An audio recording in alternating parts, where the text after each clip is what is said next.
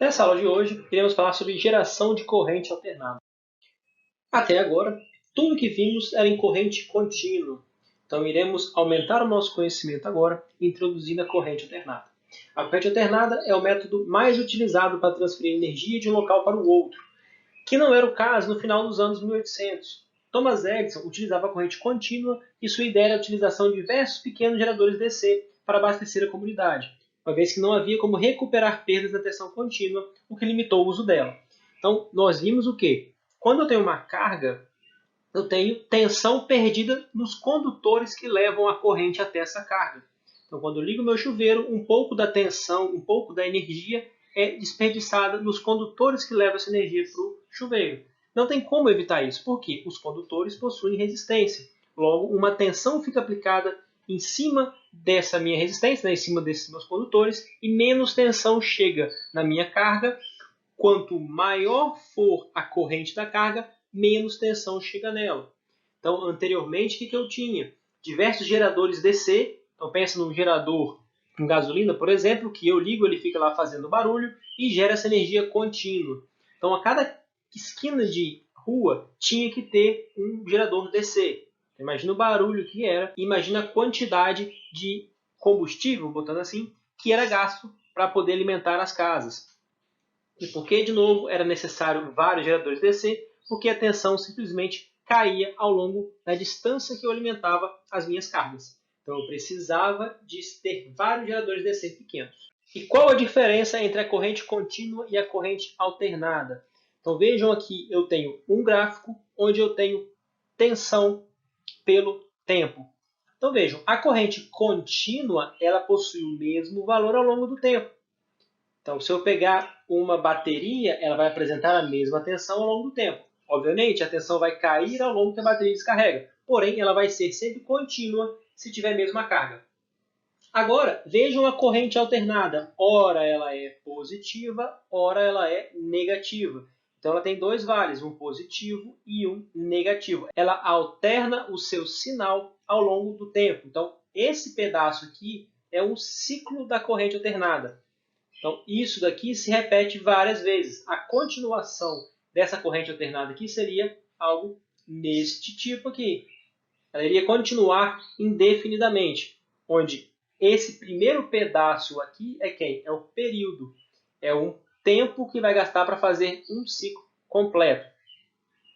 Então, ora eu tenho uma parte positiva, ora eu tenho uma parte negativa. Qual que é a média, o valor médio dessa onda alternada neste período? É o quê? Zero. Por quê? Eu tenho a mesma quantidade positiva da minha quantidade negativa. Então, a média aqui é zero. E a média da minha corrente contínua? Vai ser o valor da corrente contínua. Se aqui for 12 volts, a média é 12 volts. Se aqui em cima for 20 volts, a média é 0 volts. Não importa qual o valor que eu tenho de pico, então este valor aqui é o pico da minha onda. Então o valor de pico aqui, vamos supor, sendo 20 volts, não interfere na média, que sempre será zero, uma vez que eu tenho parte positiva igual a parte negativa. Outros tipos de sinal alternado existem. Os dois exemplos mais comuns que podemos encontrar é a onda quadrada e a onda retangular. A onda quadrada ela possui dois níveis, então botar o V+, e um V-. Ora ela tem uma parte positiva, ora ela tem uma parte negativa e é quadrada. Então tem dois patamares, dois valores. A onda retangular ela segue com inclinação 1 até chegar no valor positivo e decresce com inclinação 1 até chegar ao valor negativo. Ela vai se repetir ao longo do tempo. Ambas se repetem ao longo do tempo porque a corrente alternada ela continua se alternando ao longo do tempo. Agora, este caso aqui eu tenho tensão pelo tempo e eu tenho uma onda que oscila aqui. Isso é uma corrente alternada?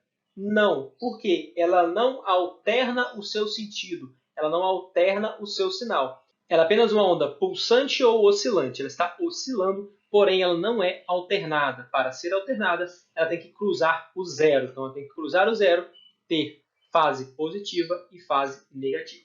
Em contraponto com a corrente contínua incentivada por Thomas Edison, Nikola Tesla é considerado o pai da corrente alternada. Ele, em 1888, conseguiu ganhar o contrato de uma grande hidrelétrica em Niagara Falls e estabeleceu a corrente alternada como padrão de transmissão de energia. Por que a corrente alternada é tão interessante? Isso veremos ao longo dessas aulas, porém, níveis de tensão alternada conseguem ser elevados ou abaixados apenas pela utilização de um transformador. Então é muito fácil eu conseguir elevar ou abaixar uma tensão alternada. Já uma tensão contínua, isso é bem mais complicado. Então Nikola Tesla era um engenheiro excêntrico muito inteligente. Uma coisa muito famosa que temos hoje em dia é a bobina de Tesla. Não sei se alguém ouviu falar, porém é esta foto aqui à direita. O que acontece na bobina de Tesla? Eu tenho um transformador que pega tensões em altas frequências e eleva para tensões incrivelmente altas, como acima de 100 mil volts ou até mesmo acima de 1 milhão de volts. Como a tensão é muito elevada, eu consigo romper o dielétrico do ar, gerando essas faíscas aqui. Isso é por causa da alta frequência que é utilizada nessa bobina de Tesla. Além da corrente alternada, Tesla inventou diversas coisas e vale a pena dar uma olhada na biografia e na história dele. Aqui é só uma foto muito famosa dele, ele ao fundo estudando ou lendo um livro e a bobina de Tesla lançando diversos raios e ele aqui como se nada tivesse acontecendo. Um fato muito interessante da vida de Tesla que ele investia muito tempo em transmissão sem fio de energia. Então, a ideia dele era o quê? Transmitir energia sem fio e usar a terra como meio de retorno da corrente. O ar seria o transmissor, seria um condutor para levar energia até uma carga e a terra voltaria a fechar o ciclo da corrente, uma vez que eu necessito de um ciclo fechado para ter fluxo de corrente. Sabemos hoje em dia que não é tão fácil fazer isso, porém existem diversas pesquisas que ainda trabalham com transmissão sem fio de energia. O carregador sem fio de celulares, inclusive, utiliza os mesmos princípios desta época, que são quais? Eu utilizo um transformador com alta frequência e núcleo vazio. Eu tenho o carregador, onde tem uma bobina, e o fluxo de corrente ali é em alta frequência. O celular possui outra bobina. Ao aproximar as duas, eu tenho um fluxo atravessando as duas bobinas e eu tenho a transmissão de energia. Mais detalhes veremos um pouquinho mais à frente. A corrente contínua, eu tenho sempre um fluxo contínuo de energia. A energia flui de maneira contínua e ordenada. Quando eu tenho a corrente alternada, ora essa corrente irá para um lado, ora essa corrente irá para o outro. Então ela fica indo e voltando, indo e voltando. É como se os elétrons da lâmpada que eu estou ligando simplesmente mexessem para um lado e mexessem para o outro. Ou estivessem dançando de um lado para o outro, ele não percorre distâncias como seria na corrente contínua, onde esse elétron vai andando para frente de maneira ordenada. Na corrente alternada, eu tenho ele dançando, indo para um lado para o outro. E como funciona essa geração de corrente alternada? Vamos considerar primeiro um exemplo aqui. Vamos fazer um exemplo bem didático, onde tem uma espira. Essa espira vai estar dentro de um campo magnético e vai ser chamada de armadura. Na extremidade da armadura, que é esta espira, vão ter dois contatos, um positivo e um negativo. Então, o que eu vou fazer vai ser colocar essa minha espira dentro de um campo magnético. Então, aqui eu tenho um campo magnético norte e sul. Eu vou ter as linhas de campo magnético atravessando aqui entre o polo norte e o polo sul. Nesta figura, eu vou ter eles percorrendo paralelo a essa espira. Considerando a espira na variação B, todas as linhas de campo magnético atravessam essa espira. Ela agora está perpendicular às linhas de campo magnético, considerando aqui o polo norte e aqui o polo sul. Ou seja, se ela virar um pouquinho para o lado ou um pouquinho para o outro lado, a mesma quantidade de linhas de campo magnético vai atravessar essa espira, ou uma variação muito pequena. Então, se eu tinha 100 linhas de campo magnético, se eu virar um pouquinho, eu vou ter 98. Vamos lembrar que a indução eletromagnética é pela variação do fluxo magnético, ou seja, se eu mexer nesta posição, eu não tenho variação de campo magnético, eu não tenho tensão sendo induzida. Agora, a minha espira está nesta posição. eu tenho as linhas de campo magnético, estão paralelas com essa espira. Eu tenho do Polo Norte e o Polo Sul. Nenhuma linha de campo magnético atravessa essa espira. Se eu girar ela um pouquinho, uma linha de campo magnético começa a atravessar ela. Ou seja, eu não tinha nada, eu comecei a ter uma. Isso é uma variação muito grande. Então, neste ponto, eu tenho o pico de tensão. É quando eu tenho a maior variação de campo magnético. Girei mais um pouco essa espira, eu tenho de novo ela na posição perpendicular às linhas de campo magnético, só que agora com o sentido contrário ao anterior. Antes eu tinha essa parte escura para cima, agora tem essa parte escura para baixo. Esse é o ponto de menor variação de campo magnético. Agora eu vou para a figura E, onde a minha espira está paralela às linhas de campo magnético. Mais uma vez, qualquer variação de posição que eu tenho nessa espira vai fazer que de 0 linhas de campo magnético que eu tinha, agora eu vou ter 2, 3, 4. Ou seja, uma grande variação de campo magnético. Desta forma, eu tenho um pico de tensão. Este pico vai ser negativo, porque se eu considerei positivo nesta posição aqui, com a parte escura à direita, agora vai ser negativo, porque está no sentido contrário, porque a minha parte escura está à esquerda. Ao final, eu fecho e volto na mesma posição inicial. Ou seja, eu fechei um ciclo. Ao fechar um ciclo, eu fechei um período. Esse período irá se repetir porque eu estou girando essa espira sem parar. É assim que é gerado a corrente alternada e por isso que ela tem essa característica de seno. Então, esta onda aqui se assemelha a um seno. Essa animação mostra como que é gerada a corrente elétrica. Notem que o zero está no centro aqui desse multímetro. Quando eu tenho essa espira perpendicular às linhas de campo magnético, eu tenho zero de tensão.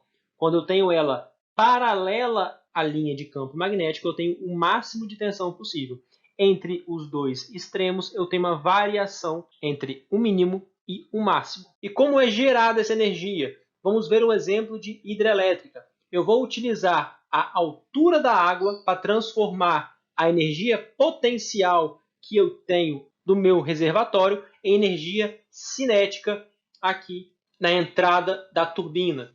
A turbina, então, irá girar pela força da água e vou converter essa energia cinética em energia elétrica, porque a turbina está acoplado ao gerador. Esse gerador é composto de vários enrolamentos ou várias bobinas, que são conjuntos de espiras, e geram energia através dessa velocidade do gerador.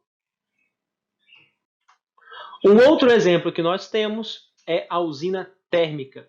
A usina térmica, ela aquece algo, pode ser carvão, pode ser gás natural, para aquecer uma serpentina, transformar a água em vapor. Essa pressão do vapor vai girar uma turbina, que assim gira o gerador. E o gerador vai gerar essa energia elétrica. Nós temos nas usinas térmicas esse carinha aqui, que é o dissipador passivo, neste caso, de calor. Porque eu tenho que usar uma água para resfriar esse vapor que sai da turbina. Então, este equipamento é uma torre de refrigeração. A usina nuclear é bem parecido. Ao invés de queimar carvão ou gás natural, eu vou usar a fissão nuclear para gerar calor. Esse calor gerado aquece uma água que vira gás, que passa pela turbina e gira o gerador. E assim temos energia elétrica.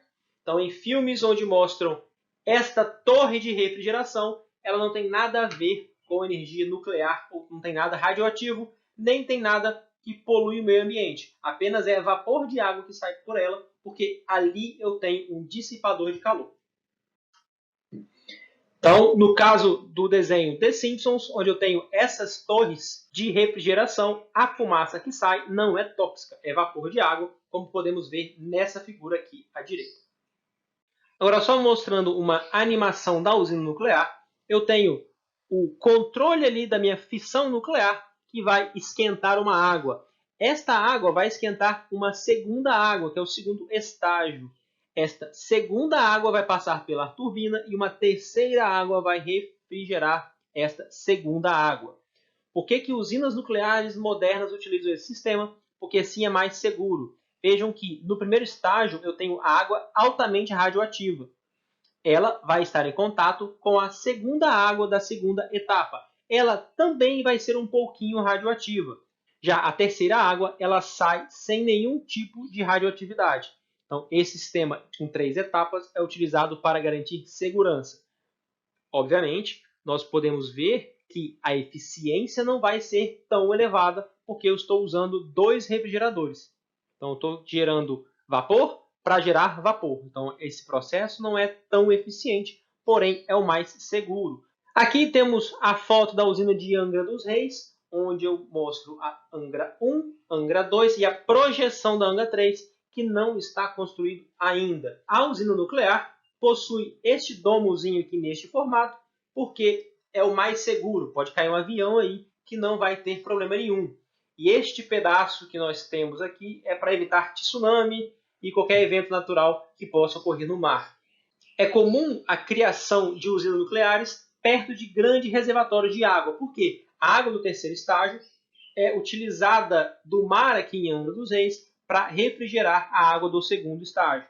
Esta água não gera significativas mudanças no meio ambiente. O que vai acontecer é que a água que sai da etapa de refrigeração vai ser mais quente que a água que entrou, obviamente. Então, na região onde essa água retorna, é mais comum a presença de algas e seres vivos que suportam um calor um pouco mais elevado, porque a água naquela região ali vai possuir uma temperatura um pouquinho mais elevada das demais. Quem conhece a região de Angra sabe que a água ali é bem gelada. E assim acabamos nossa aula introdutória sobre corrente alternada.